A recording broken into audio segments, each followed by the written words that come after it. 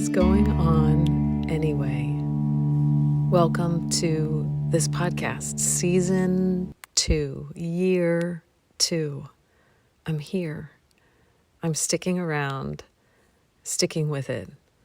And I think that is the point right now for this next new wolf moon in Capricorn. Hi, I'm Anne Headley, and this is my podcast, What is Going On Anyway, where I talk about the new moon and the full moon, and I use my intuitive skills to pull together a little menu for us for this time. What do we do with this? What do we do with all of the extras, all of the stuff that doesn't really have a place? How do we manage our spirituality and our intuition with everyday life? I use the I-Ching to help us navigate through this, as well as my own thoughts and feelings and sharing my experiences. Join me here. Of course, I recommend that you go back and listen to last year's podcasts. I'm slowly going through and retitling them so that you can look back at the themes that came up last year and some of the things we may want to listen to again or revisit or think about differently with a little bit of experience. I really wasn't quite sure if I was going to be here or not. And so this time, maybe I'm not as prepared as I have been for some of the other podcasts. And I kind of want to apologize for that, but also I don't at all. But here I am. And what I want to talk about is this experience I had the other day and how I think it relates to this moment. The new year has always that tinge of the New Year's resolutions and a little bit of excitement or push. And I can't tell if that's real or if that's kind of a capitalistic urge to get us to move and spend and be productive at a time that most of us in the Northern Hemisphere are feeling more of a nesting, hibernating urge, or if it's real, This first little bit of January up until the new moon has had me feeling very low, managing my energy and my feelings in a way that I've been very careful with myself. I don't know if this is technically chronic migraines, but I have migraines. And this last couple of weeks I've been managing. I take ginger and I do Epsom salt baths and magnesium, and there's all the things that I do. I also use sumatriptan to help it. And I was just right at the edge of managing my migraine for these past 2 weeks, feeling like I really needed to duck under the covers a lot. Duck under and come up, and then sort of like a little bit of a forward back. Maybe it's kind of like swimming through this beginning of January. Not feeling a whole lot of outward push energy, not feeling like a whole lot of that planning and problem solving and map making for my year. I mean, I'm excited about doing that stuff. I want to do that, but I haven't had the energy feel right to do that yet. And the other day, so it was inside of this week before the new moon, I can't remember why I was inspired to do this, but I went for a nighttime dog walk. It's not hard to do that, right? Because it gets dark like at 4-ish. So I've got lots of these hours to go on a nighttime dog walk. So I went on a walk, my regular loop with Sadie, and I just chose to do it completely in the dark. I was feeling that inner space, that quietness of not really wanting that bright light in front of me. So I just chose to experiment with walking this pathway in the dark. And I keep getting the intuitive feeling that right now is the appropriate time. Maybe exactly right now. I can't speak to these next 2 weeks, but this particular feeling is it's dark. And what is it like to be in the darkness? And can you allow yourself to slow down enough to manage each step in the darkness? Because what it does to us is awakens all of our other senses to really feel where we are. You know, sometimes when everything's light and bright and we just like walking along, we are taking for granted what it is to be in space and take up as much space and time and sensory awareness as we can in space.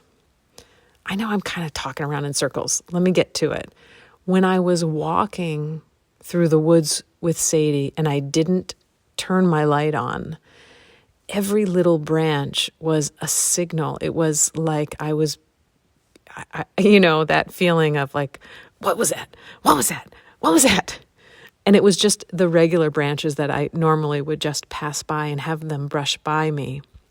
But every sensation of a branch as I was walking through the darkness was a signal. I mean, I was afraid and not afraid, both, but I was just hyper aware of each step and the sound and the feel of the starlight coming through the branches of the trees and the little bit of light off on the horizon and the sounds around me.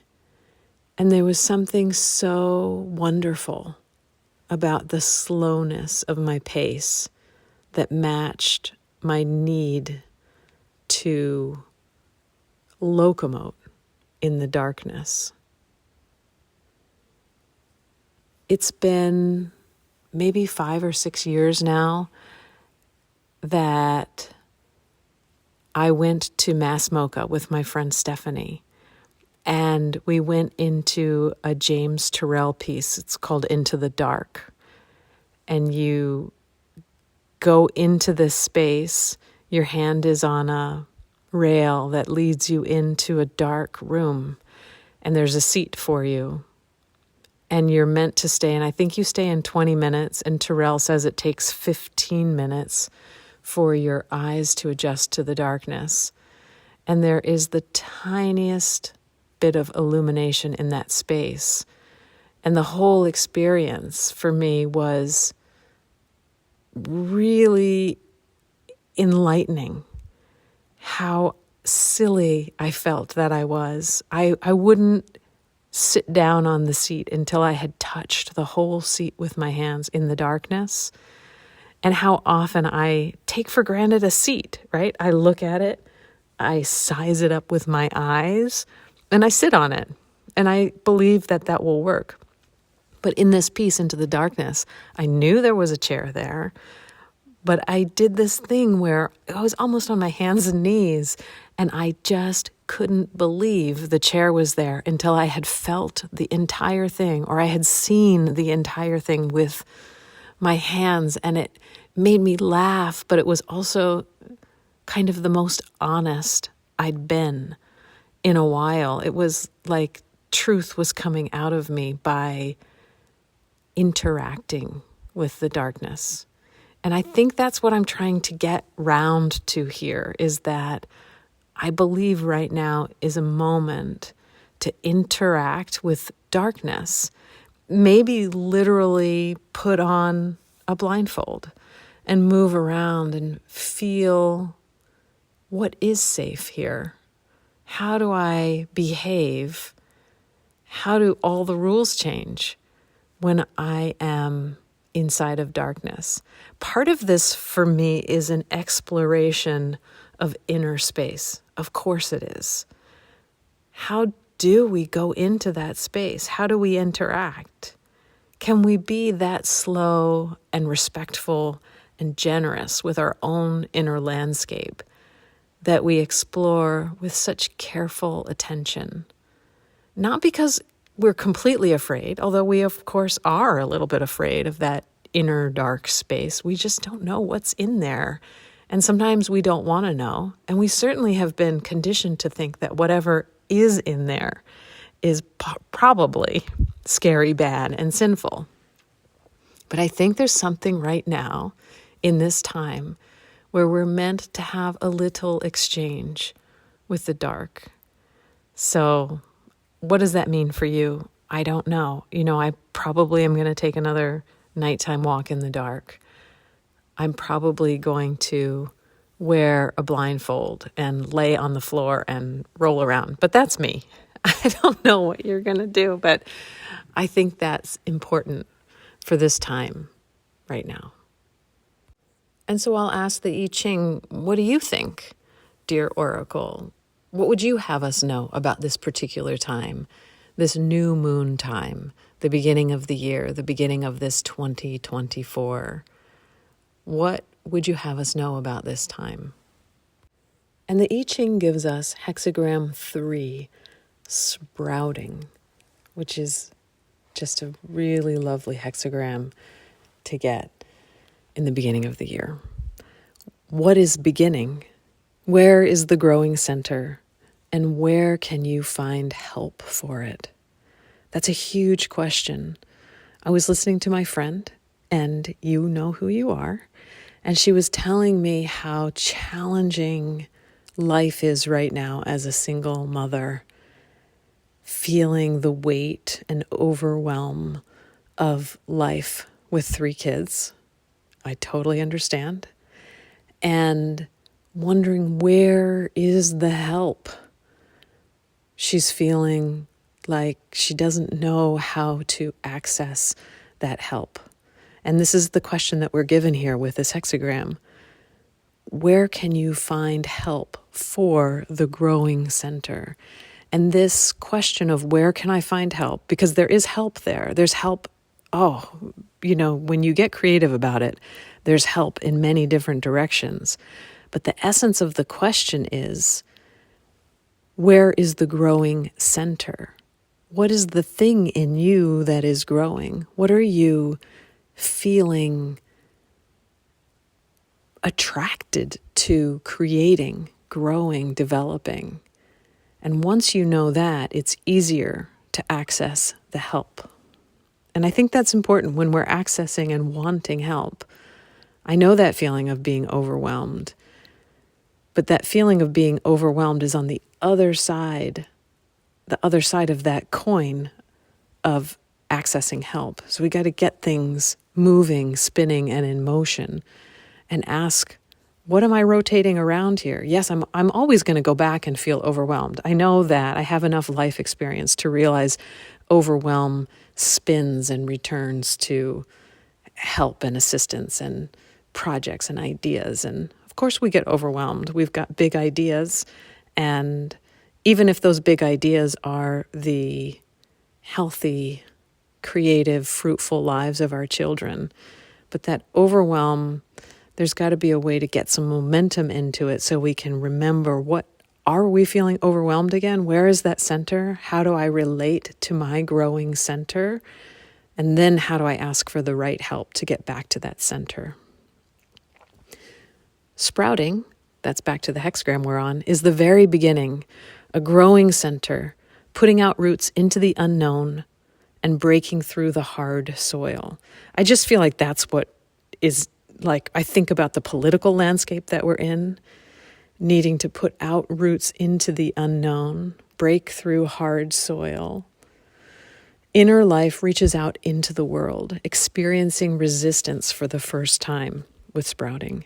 The creative drive of heaven and earth joins together and grows. It's tiny, scarcely born, but burgeoning with life and a great desire to attain full growth. When I go into my ideas about my New Year's resolutions and what I would love to see for this next year and the connections that I'll make, the fun that I'll have, the ideas that will come into material form, all of that feels really wonderful. But it's all really these tiny little seeds, right? Burgeoning with life and a great desire to attain full growth. So this is just perfect for right now, in the beginning, the little seeds of a new year for us. It's far too early, let's remember this, to narrow all the possibilities down to a single destination. Just as a plant sends out roots in all directions, A new ruler, which is you, your own sovereign, needs to set up a network of feudal lords. Okay, our network of feudal lords are like our associations, our connections. Who do you need to be connected to this year to make some of your ideas happen? These are an image for helpers, human or otherwise. Please remember the or otherwise. A lot of times our help comes in form that is the non-human. Everything that brings you support and expands your sphere of awareness and influence. In exploring all possibilities, you enrich and strengthen the center as growth begins. I just love this for the beginning of the year, starting at our center point.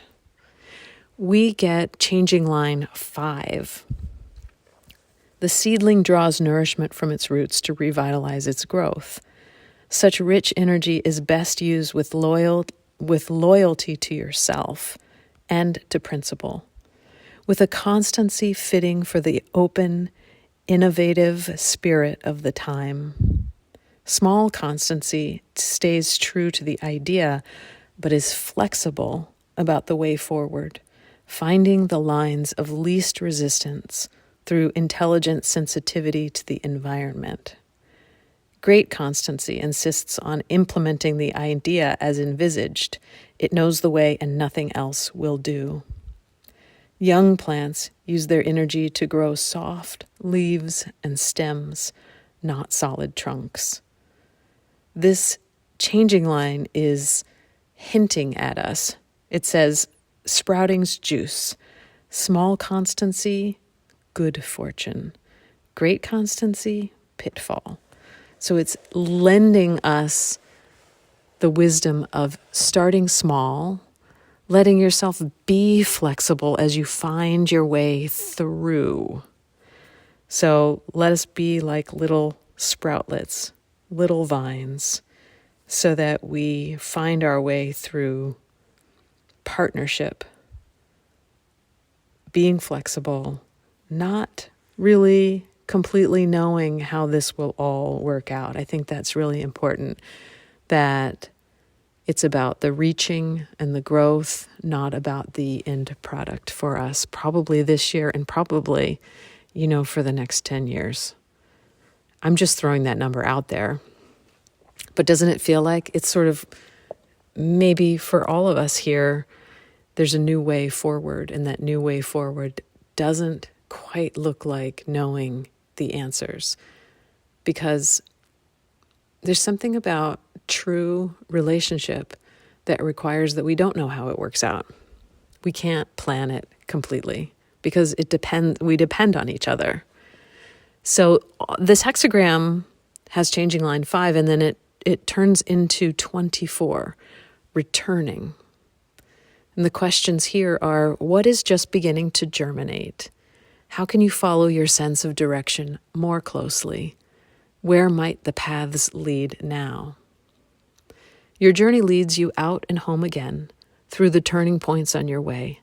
Vigor and authenticity return in the still moments of those turning points. Life regenerates from the roots and light returns. Oh, there's a little more. By walking constantly to and from your source, you participate in a two-way flow of creation. Isn't that just like breathing? I'm going to read it again. Think about breathing. By walking constantly to and from your source, in and out, you participate in a two-way flow of creation. You go out and rediscover your own way. You return through an open door to your home and relationships. This is a living motion. Oh, like breathing. Look at me. I said it before I read it. This is a living motion like breathing that revitalizes and restores. Relaxed and spacious, it allows time for the path's natural meanderings, never creating resistance.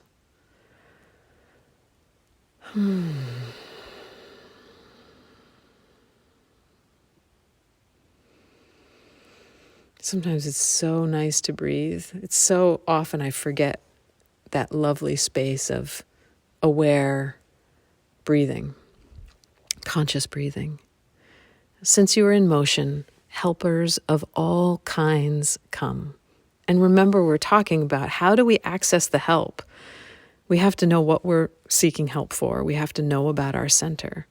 But when we're in that space, going to and fro, to and fro, but I like it. Moving constantly to and from your source, in and out with your breath. Helpers of all kinds come, traveling companions who walk alongside you for a while. If someone is meant to be with you, you will never need to leave your path to chase after them. I'm saying this one again for the folks in the back. If someone is meant to be with you, you will never need to leave your path to chase after them. Just as any road can be traveled in two directions, your path also leads both out and back again. And so, in the fullness of time and following a natural progression, there comes a moment to turn around. Through all this going and coming and starting afresh, it is good to have an overarching direction and purpose to guide you. The quality of returning is alive, growing, and dynamic. A good time to rediscover your own deepest intent and its harmony with the Tao, or the way. And I think this relates to being comfortable with our darkness, being comfortable with the dark, being comfortable that there are times of the year that are more in relationship to the dark than other times, and that is now. So our harmony with the way means that we also know about that dark space inside of us that's not a stranger to us, that our goals and our hopes and our dreams are centered with all of the light that we have to offer, but rooted into knowing that our darkness is a restorative force inside. It's a healing force inside. It's not something to be afraid of or something that we need to pretend isn't there or to tuck away. So, honoring the dark. Last year we were ending with tending our hearth fire, and now we're honoring that dark space that we're walking around with. You know, we've got the, my ex used to love to say, the bigger the front, the bigger the back. And that just, it's true, right? We want to stay right in the center, right? We don't want to be too much in that space of front of house, right? We need to also be behind the scenes. We need to be able to travel between those, forward and back. Wow. That's it. That's the very first podcast of the year. Happy 2024 to you. I don't want to make promises that I can't keep, but so I'm not going to promise you anything that I can't keep. But if I do decide to have a little something, see, I don't even want to promise it. There's more to come this year. That's all I'm going to say. And I will let you know about it as it arrives for me. And I'd love to share more with you, interact more with you. And that's all I'm going to say about it, because I don't want to put myself on the spot. And I've got a lot of work to do before I get there. That has to do with me doing this work of this new moon, dealing with a little bit of dark space, dealing with my hopes and dreams and goals, and getting to that place where I'm truly energetically ripe for mapping out the year and the things that I might want to approach and accomplish and offer and play with. Thank you so much for being here, for listening, for being with me, for sharing this with others, for talking to me about it. Please feel free to write, call, text, message me. Let me know what you're thinking about, what you'd like to hear about this year. It's a good time to get all of the requests in now. You can find out more about me and what I have to offer at my website, www.annhedley.com. That's ANNHEDLY.com. And if you want to support me through Patreon, you can do that at patreon.com/watermoonstudios. Thank you for being here. I'll see you next time. I mean, I won't see you at all, but I will be here talking to you, listening with you, being with you next time for the full wolf moon. May you be well. May you know peace. May all beings be well. May all beings